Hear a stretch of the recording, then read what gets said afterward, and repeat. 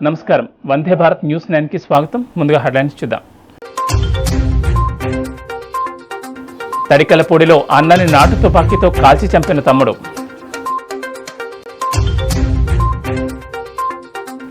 Auto ఢీకొని యువకుడు మృతి.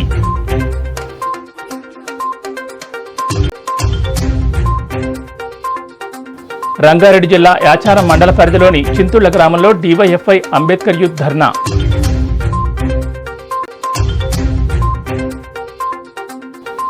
కరోనా వ్యాక్సినేషన్ కు తెలంగాణ ప్రభుత్వం ప్రత్యేక చర్యలు.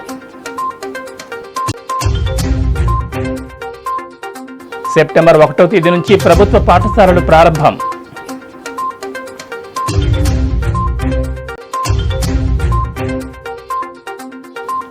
ఎమ్మెల్యే పట్నం నరేందర్ రెడ్డిని అడ్డుకున్న కాంగ్రెస్ నాయకులు.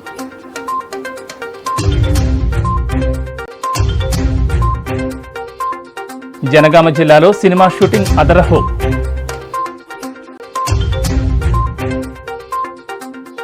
వివాహాలకు హాజరవుతున్న మాజీ మంత్రి ఈటెల.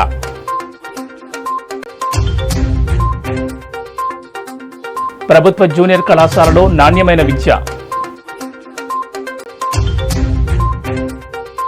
రజక సంఘం అధ్యక్షుడిగా గంట్ల శివ.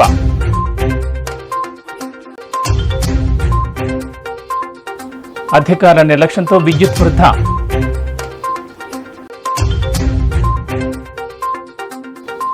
అతి వేగంతో వ్యక్తి మృతి.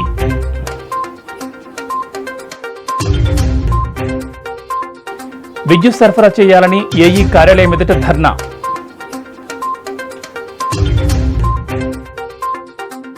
గుర్తు తెలియని వ్యక్తులు కత్తులతో దాడి. సూర్యాపేట జిల్లా నాగారం మండల కేంద్రంలో కన్నెబోయిన మధుపై గుర్తు తెలియని వ్యక్తులు కత్తులతో దాడి చేశారు. ప్రాణాలతో కొట్టుమిట్టాడుతున్న మధును సూర్యాపేట ఏరియా హాస్పిటల్కు తరలించారు. దీంతో కేసు నమోదు చేసుకుని పోలీసులు దర్యాప్తు చేస్తున్నారు. బేడ బుడగజంగాలు గంగిరెద్దుల కాలనీ వాసులకు విద్యుత్ సరఫరా సౌకర్యం కల్పించాలని కోరుతూ చేర్యాల విద్యుత్ ఏఈ కార్యాలయం ముందు సిపిఐ నాయకులతో కలిసి కాలనీ వాసులు ధర్నా నిర్వహించారు. చేర్యాల మండలం ఆకునూరు గ్రామానికి చెందిన గంగిరెద్దుల బేడ బుడగజంగాల కులస్తులకు ఇందిరాగాంధీ ప్రభుత్వ హయాంలో వెనుకబడిన తరగతుల కింద ఆకునూరు గ్రామ శివారు రుద్రాయపల్లిలో ఇంటి స్థలాలను 2 ఎకరాల 22 గంటల భూమిని కేటాయించారని సిపిఐ జిల్లా కార్యవర్గ సభ్యులు అంది అశోక్ తెలిపారు. వారి ఆర్థిక పరిస్థితుల కారణంగా నాటి నుంచి పూరి గుడిసెలు వేసుకుని నివసిస్తున్నారని పేర్కొన్నారు.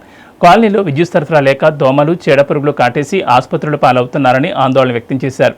తక్షణమే కాలనీకి ఉచితంగా విద్యుత్ సరఫరా సౌకర్యం అందించాలని డిమాండ్ చేశారు. ఈ విషయంపై స్థానిక ఎమ్మెల్యే ముత్తిరెడ్డి యాదగిరిరెడ్డి, జిల్లా మంత్రి తన్నీర్ హరీష్ రావు, ముఖ్యమంత్రి కేసీఆర్ స్పందించాలని విజ్ఞప్తి చేశారు.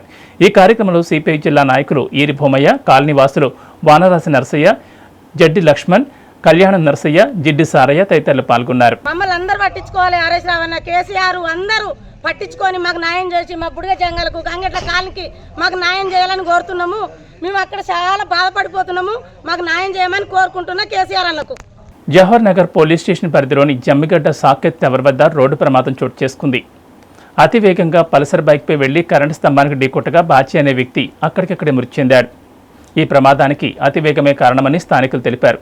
సంఘటనా స్థలానికి చేరుకున్న పోలీసులు మృతదేహాన్ని పోస్టుమార్టం నిమిత్తం ఉస్మానియా ఆసుపత్రికి తరలించారు.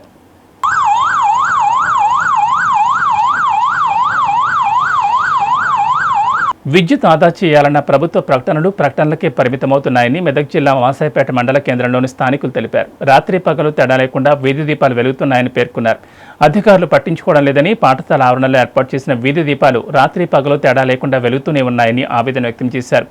విద్యుత్ వృధా కావడంతో పాటు ప్రజాధనం వృధా అవుతుందని ఆందోళన వ్యక్తం చేశారు.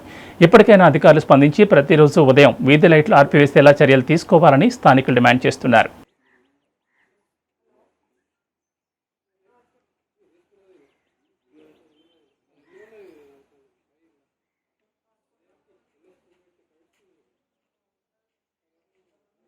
ప్రభుత్వ బాలికల జూనియర్ కళాశాలలో నాణ్యమైన విద్య అందిస్తున్నామని ఇన్ఛార్జ్ ప్రిన్సిపల్ ఉమామహేశ్వరి తెలిపారు. ఈ సందర్భంగా ఆమె పాత్రికేయులతో మాట్లాడుతూ రాష్ట్ర ప్రభుత్వం బాలికల కోసం ఎన్నో సంక్షేమ కార్యక్రమాలను విద్య అభ్యసించడానికి ప్రైవేట్ కళాశాలలకు దీటుగా కళాశాలల్లో కూడా మౌలిక వసతులు కల్పించిందని తెలిపారు. ఈ సందర్భంగా మాట్లాడుతూ బాలికల జూనియర్ కళాశాలలో గత సంవత్సరం కూడా 630 మంది దాకా అభ్యసించారని, అలాగే ఈ సంవత్సరం ప్రభుత్వ బాలికల జూనియర్ కళాశాల విద్యార్థులు ఎక్కువ మంది విద్యార్థులు దరఖాస్తులు ఆన్లైన్లో నమోదు చేసుకుంటున్నారని వారు తెలిపారు. తల్లిదండ్రులు తమ పిల్లలను జూనియర్ కళాశాలలో చేర్పించి నాణ్యమైన విద్యను అభ్యసించడానికి కృషి చేయాలని వారు పేర్కొన్నారు. ఈ కార్యక్రమంలో ఉపాధ్యాయులు తదితరులు పాల్గొన్నారు. మేము ట్రైన్ చేయబడిన అంటే ప్రభుత్వం వారిచే నియమించబడి ఏహెచ్ఏల్ని ప్రభుత్వం వారు నియమించడం జరిగింది. ప్రస్తుతము మదనపల్లి నిమ్మనపల్లి మండలం యందు 18 మంది ఏహెచ్ఏలు, 4 డాక్టర్లు, ఒక ఏడీ పోస్ట్ ఉన్నది. వీటి ద్వారా ఈ 2 మండలాల్లో ప్రతి పశువు గల రైతుకు మన పశుసంవర్ధక శాఖ ద్వారా మన సేవలు అందించడం జరుగుతుంది. మదనపల్లి పట్టణ శాఖ రజక సంఘం అధ్యక్షుడిగా గంట్ల శివన్ నియమిస్తూ రాష్ట్ర కార్యదర్శి పొన్నారి కిరణ్, జిల్లా అధ్యక్షుడు ఓబుల్రెడ్డిపల్లి నాగరాజు కలిసి ఏకగ్రీవంగా నియమించారు. మన మదనపల్లి మండలంలో ఈరోజు మదనపల్లి మండల అధ్యక్షుడిగా కేశవన్నని నియమించడం జరిగింది. ఈ కార్యక్రమంలో జిల్లా అధ్యక్షుడు ఓబుల్రెడ్డిపల్లి నాగరాజు. హీరో హీరోయిన్లు చూసేందుకు భారీగా తరలివచ్చారు జనం. వరంగల్ ప్రాంతంలో సినిమా షూటింగ్ అంటేనే ఒక మాయాజాలం. ఇక్కడ ప్రాంతంలో షూటింగ్ మొదలుపెట్టామంటే 100 డేస్ పక్కానే నమ్మకం సినీ పరిశ్రమలో ఉంటుంది.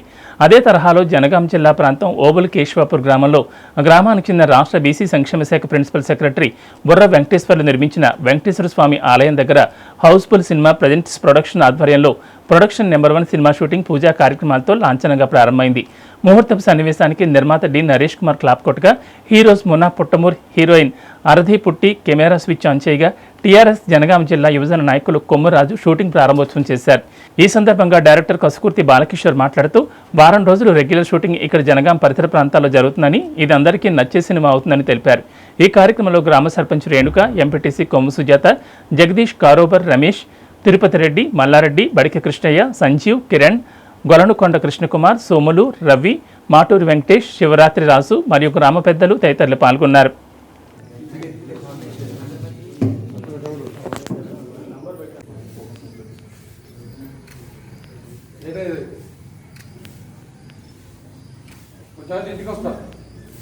వికారాబాద్ జిల్లా కొడంగల్ నియోజకవర్గంలోని కొస్కి మున్సిపాలిటీలో పాలబావి పార్క్ శంకుస్థాపనకు వచ్చిన ఎమ్మెల్యే పట్నం నరేందర్ రెడ్డిని కాంగ్రెస్ నాయకులు అడ్డుకున్నారు. గతంలో ఆ స్థలాన్ని డబుల్ బెడ్రూమ్ల కోసం మంత్రి శ్రీనివాస్ గౌడ్ శంకుస్థాపన చేశారని, మళ్లీ అదే స్థలాన్ని పార్క్ కోసం శంకుస్థాపన చేయడం ఏంటని ఎమ్మెల్యేను ప్రశ్నించారు. కౌన్సిలర్ల తీర్మానం లేకుండా ప్రోటోకాల్ పాటించకుండా ఎమ్మెల్యే వ్యవహరిస్తున్నారని విమర్శించారు. ఈ కార్యక్రమంలో కాంగ్రెస్ పార్టీ కౌన్సిలర్లు, నాయకులు తదితరులు పాల్గొన్నారు.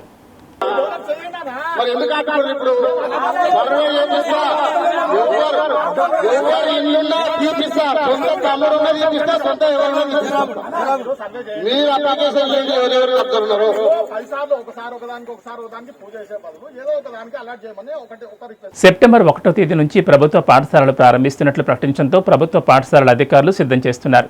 విద్యార్థులు కూర్చోవడానికి అనుకూలంగా ఏర్పాట్లు చేస్తున్నారు. పాఠశాలలో తరగతి గదులను శుభ్రం చేయడంతో పాటు శానిటేషన్ చేస్తున్నారు. కోవిడ్ నిబంధనల నేపథ్యంలో ఒక తరగతి గదిలో 20 మంది విద్యార్థులు కూర్చునే విధంగా బల్లలు ఏర్పాటు చేయడంతో పాటు నిరంతరం చేతులు శుభ్రం చేసుకోవడానికి హ్యాండ్ వాష్తో పాటు నీటిని ఏర్పాటు చేస్తున్నారు. ఈ సందర్భంగా పాఠశాల ఉపాధ్యాయులు మాట్లాడుతూ పాఠశాలకు వచ్చే విద్యార్థులకు పలు సూచనలు చేస్తున్నామని, కరోనా నేపథ్యంలో ప్రతి ఒక్కరూ మాస్క్ ధరించి భౌతిక దూరం పాటించే విధంగా విద్యార్థులకు అవగాహన కల్పించినట్లు తెలిపారు.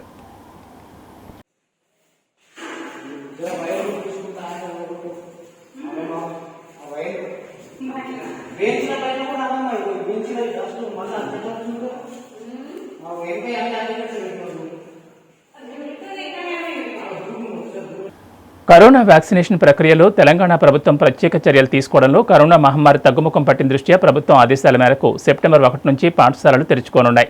ఈ సందర్భంగా నగరపాలక సంస్థ పరిధిలోని అన్ని ప్రభుత్వ పాఠశాలల ప్రధాన ఉపాధ్యాయులు, అంగన్వాడీ సూపర్వైజర్తో సమావేశం నిర్వహించారు మేయర్ మేకల కావ్య.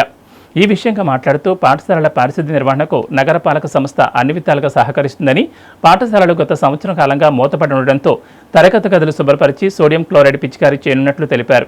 పాఠశాలల్లోని శౌచాలయాలకు మరమ్మతులు చేయించి వాడుకలోకి తీసుకురానున్నట్లు తెలిపారు. అదేవిధంగా పాఠశాలలను సమర్థవంతంగా నిర్వహించవలసిన బాధ్యత ప్రధాన ఉపాధ్యాయులదని, థర్డ్ వేవ్ దృష్ట్యా విద్యార్థుల ఆరోగ్యానికి పెద్దపీట వేయాలన్నారు. విద్యార్థులలో కరోనా లక్షణాలు కనిపించిన వెంటనే ప్రైమరీ హెల్త్ సెంటర్కు తరలించాలని సూచించారు. ఈ కార్యక్రమంలో municipal manager Nagesh, environmental engineer Sandeep, sanitation సిబ్బంది తదితరులు పాల్గొన్నారు. తెలంగాణ రాష్ట్ర ఎంసెట్ 2021 ఫలితాలు విడుదల చేశారు రాష్ట్ర విద్యాశాఖ మంత్రి సబితేంద్రారెడ్డి. రాష్ట్ర ఉన్నత విద్యాశాఖ చైర్మన్ లింబాద్రి, మాజీ చైర్మన్ పాపిరెడ్డి, జేఎన్టీయూ ఉపకులపతి Katta Narasimha Reddy, EAMCET convener Govardhan, registrar Manzoor Hussain, co convener తదితరులు ఈ కార్యక్రమంలో పాల్గొన్నారు. రంగారెడ్డి జిల్లా యాచారం మండల పరిధిలోని చింతుల గ్రామంలో డీవైఎఫ్ఐ అంబేద్కర్ యూత్ అసోసియేషన్ ఆధ్వర్యంలో నిరాహార దీక్ష చేపట్టారు. గత 15 సంవత్సరాలుగా మరమ్మతులకు నోచుకోకుండా యాచారం నుంచి చింతుళ్ల మీదుగా కొలనుగూడ వరకు ఉన్న రోడ్డు మరమ్మతు పనులు చేపట్టాలని ఆ గ్రామ యువకులు నిరాహార దీక్ష కొనసాగించారు. స్థానిక ఎమ్మెల్యే రోడ్డు మరమ్మతులు చేపట్టేలా చర్యలు తీసుకుంటామని హామీ ఇచ్చి నెరవేర్చలేకపోయారని అన్నారు. లక్షెట్టిపేట మున్సిపాలిటీ జూనియర్ కళాశాల మైదానంలో ఏర్పాటు చేస్తున్న ఓపెన్ జిమ్ను వేరే చోట ఏర్పాటు చేయాలని కాంగ్రెస్ పార్టీ ఆధ్వర్యంలో రాస్తారోకో నిర్వహించారు. ఈ సందర్భంగా నాయకులు మాట్లాడుతూ లక్షెట్టిపేట మున్సిపాలిటీలో మార్నింగ్ వాకర్స్ పిల్లలు ఆడుకునేందుకు ఉన్న కాలేజ్ గ్రౌండ్ను మినీ స్టేడియంగా మార్చారు. అది చాలదన్నట్లుగా ఉన్న కాస్తపాటి ఆట స్థలంలో ఓపెన్ జిమ్ ఏర్పాటు చేసేందుకు పూనుకున్నారు. కనీసం కౌన్సిలర్లకు కూడా ఎలాంటి సమాచారం ఇవ్వకుండా అధికార పార్టీ నాయకులు అధికారులు వ్యవహరిస్తున్నారు. వెంటనే అధికారులు ఓపెన్ జిమ్ను వేరే ప్రదేశానికి తరలించాలని కోరుతూ మున్సిపల్ కమిషనర్కు వినతిపత్రం ఇచ్చినట్లు తెలిపారు. దీనిపై కళాశాల ప్రిన్సిపల్ని సంప్రదించగా తమకు ఎలాంటి సమాచారం లేకుండానే తమ కళాశాల ప్రాంగణంలో నిర్మాణాలు చేపడుతున్నారని, దీనిపై అధికారులకు ఫిర్యాదు చేస్తామని తెలిపారు. ఈ కార్యక్రమంలో జిల్లా ఉపాధ్యక్షుడు చింత అశోక్ కుమార్, పట్టణ అధ్యక్షుడు ఆరిఫ్ మరియు కార్యకర్తలు పాల్గొన్నారు.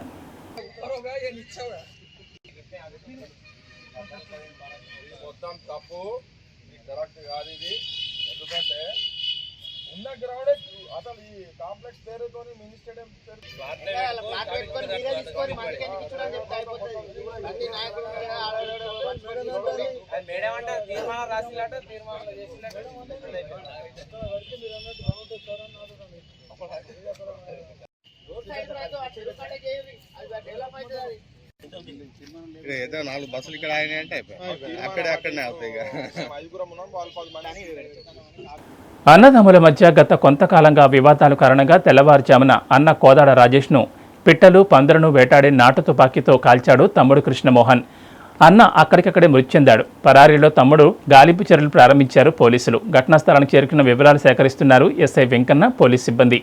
కరకట్ట మీద ఆటో ఢీకుని ఓ యువకుడు మృతి చెందాడు. మరొకరికి తీవ్ర గాయాలయ్యాయి. కానీ పరిస్థితి విషమం, ఆసుపత్రికి తరలించారు. కృష్ణా జిల్లా ఘంటసాల పోలీస్ స్టేషన్ పరిధిలోని గోగినేనిపాలెం కరకట్ట పక్క గొర్రెల మేపుతూ కూర్చున్న వ్యక్తులపైకి విజయవాడ వైపు నుంచి వస్తున్న ఆటో దూసుకురావడంతో పెనుమత్స గోపి అక్కడికక్కడే మృతి చెందగా పెనుమత్స అరుణ్ కుమార్ తీవ్ర గాయాలవడంతో 108 సిబ్బంది ఆసుపత్రికి తరలించారు. అతని పరిస్థితి విషమంగా ఉన్నట్లు తెలుస్తోంది. ఘంటసాల పోలీసులు సంఘటనా స్థలానికి చేరుకుని వివరాలు సేకరిస్తున్నారు. మృతుని భౌతిక దేహం వద్ద తల్లిదండ్రులు, కుటుంబ సభ్యులు విలపిస్తున్న తీరు చూస్తే ఎవరికైనా కన్నీరాగదు. మృతుడు మరో వ్యక్తి చెల్లపల్లి మండలం వెలువోలు గ్రామానికి చెందినవారుగా గుర్తించారు. జాతీయ రహదారిపై ఘోర రోడ్డు ప్రమాదం చోటు చేసుకుంది. ఈ ప్రమాదంలో 2 యువకులు మృతి చెందారు. వివరాలకు వెళితే ఆనందపురం నుంచి శ్రీహరిపురంలో ఉన్న స్టాక్ పాయింట్కి వ్యాన్లో కోళ్లు తీసుకొస్తుండగా ఈ ప్రమాదం జరిగింది. ఏపీ 37 TA 7997 నెంబర్ గల కోళ్ల ఫామ్ వ్యాన్ ఎయిర్పోర్ట్ జాతీయ రహదారిపై ఆగి ఉన్న ఏపీ 16 TB 5849 నెంబర్ గల లారీని అతివేగంగా వెనక నుంచి బలంగా ఢీకొట్టడంతో వ్యాన్లో ఉన్న 2 యువకులు మృతి చెందారు. వ్యాన్ డ్రైవర్కి స్వల్ప గాయాలయ్యాయి. ఈ సంఘటన తెలుసుకున్న గాజువాక పోలీసులు సంఘటనా స్థలానికి చేరుకుని వివరాలు సేకరించి పంచనామా నిర్వహించి అనంతరం మృతదేహాలను పోస్టుమార్టం నిమిత్తం KGHకు తరలించారు. వెనుకొండ పట్టణం తెలుగుదేశం పార్టీ కార్యాలయంలో విలేకరుల సమావేశంలో నరసరావుపేట పార్లమెంట్ తెలుగుదేశం పార్టీ అధ్యక్షులు, వెనుకొండ నియోజకవర్గం మాజీ శాసనసభ్యుడు జీవి ఆంజనేయులు మాట్లాడారు. ముఖ్యమంత్రి జగన్ రెడ్డి గారి కన్నుపడింది. వేల కోట్ల రూపాయల అగ్రిగోల్డ్ బాధితుల సొమ్ము